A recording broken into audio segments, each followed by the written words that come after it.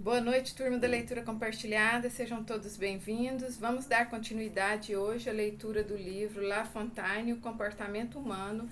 A fábula de hoje, a cobra e a lima. Conta-se que uma cobra vivia vizinha de uma relojaria. Um dia ela entrou na oficina atrás de alguma sobra, mas de comida ali nem cheiro.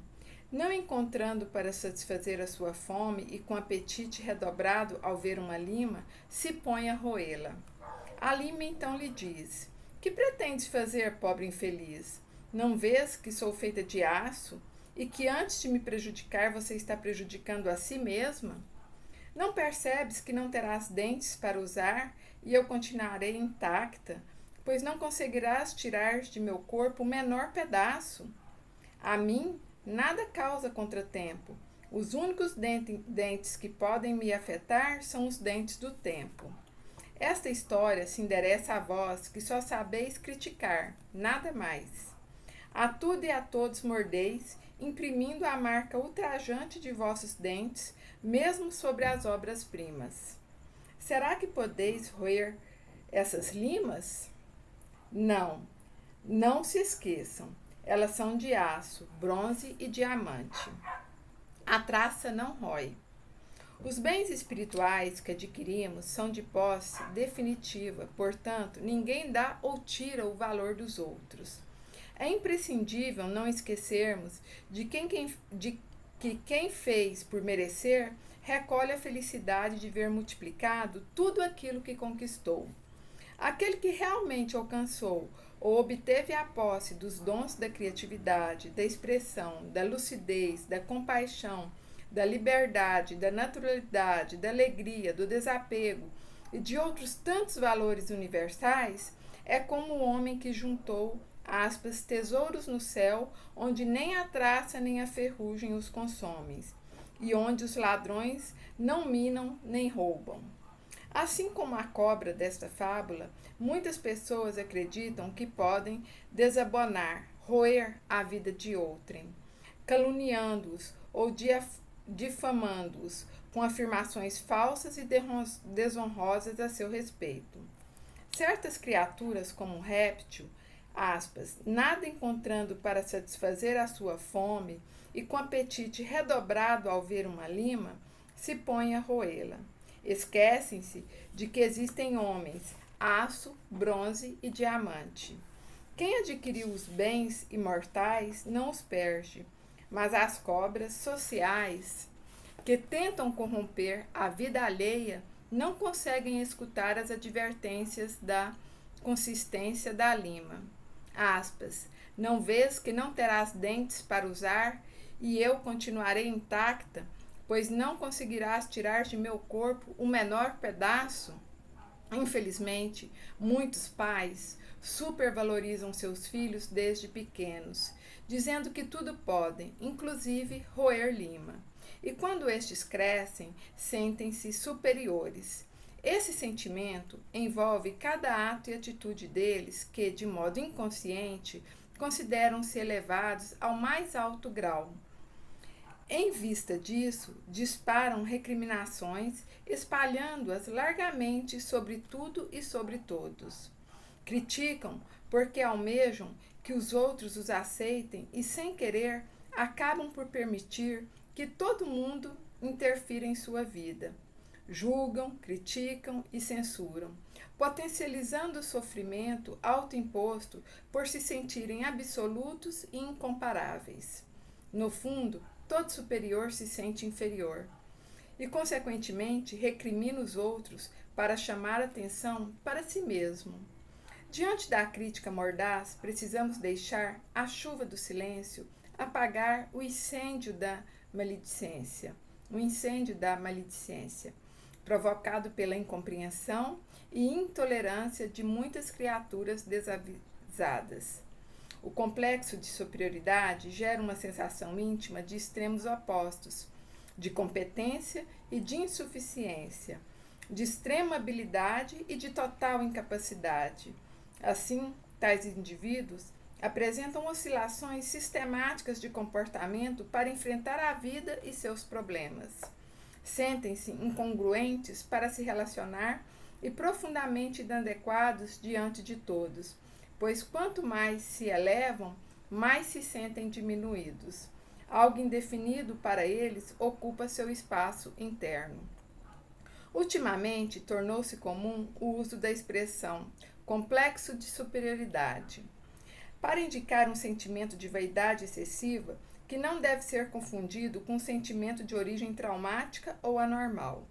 Pode-se dizer que, em maior ou menor intensidade, todos nós já nos sentimos pretensamente melhores, mais eficientes, mais capazes que os outros. Na atualidade, não existe o que poderíamos chamar de comunidade planetária. Uma comunidade de caráter cósmico ou universal transcende os limites tradicionalistas e retrógrados em que vivemos. O que há são simplesmente grupos de pessoas críticas e receosas, sem vontade própria e facilmente manipuláveis. Os indivíduos se reúnem numa espécie de rebanho ou massa inconsciente, porque têm medo e, por medo, refugiam-se entre os seus supostos semelhantes. Há massas de operários, de empresários, de religiosos, de cientistas, de filósofos, de discriminados sociais. Todos se agrupam e criticam para se autodefender. E por que tanto se protegem? Porque desconhecem o que levam dentro de si. Só temos medo quando não vivemos de acordo com nossa realidade íntima, quando não estamos de acordo com nós mesmos. Aliás, tudo não passa de uma questão de conveniência evolutiva. Um dia, porém, cada um de nós terá de encontrar por si mesmo o permitido e o proibido. No final desta fábula, La Fontaine deixa uma mensagem a todos aqueles que se acham inigualáveis. Aspas. Esta história se endereça a vós que só sabeis criticar, nada mais. A tudo e a todos mordeis, imprimindo a marca ultrajante de vossos dentes, mesmo sobre as obras-primas. Há indivíduos que, por se julgarem o máximo, acabam roendo lima. Maldizem até a mais bela obra de arte. Menosprezam igualmente os que adquiriram obras transcendentais, aqueles que as traças não roem. Depreciam os bens conquistados pelos que não são escravos da opinião pública, pelos que sabem distinguir aquilo que lhe é útil daquilo que não lhe serve, pelos que lhe dirigem seu comportamento conforme julgam correto, porque desenvolveram um senso crítico, o discernir ético, propriedade de uma individualidade universal. Moral da história.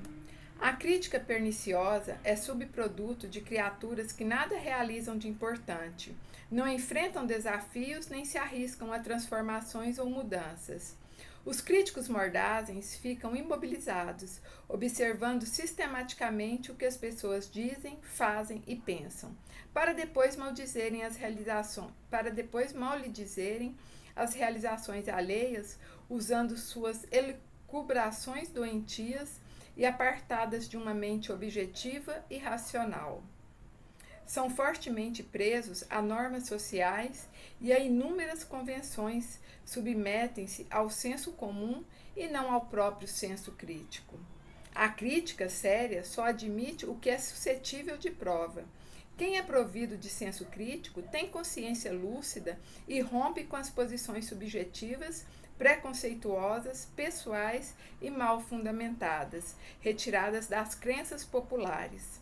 As discordâncias são perfeitamente saudáveis e normais, desde que se apoiem em fatos concretos e não nos vapores das suposições ou das projeções de personalidade doentia. Reflexões sobre esta fábula e o Evangelho. Aspas, preservai-me do orgulho que poderia me enganar sobre o valor do que obtenho, de todo sentimento contrário à caridade com respeito aos outros. Se estou induzido ao erro, inspirai a alguém o pensamento de me advertir, e a mim a humildade que me fará aceitar a crítica com reconhecimento e tomar para mim mesmo e não para os outros. Evangelho segundo o Espiritismo, capítulo 28, item 10. Aspas. E se alguém ouvir as minhas palavras e não as guardar, eu não o julgo, pois eu vim não para julgar o mundo, mas para salvar o mundo. João 12, 47. Gratidão, boa reflexão, feliz semana a todos.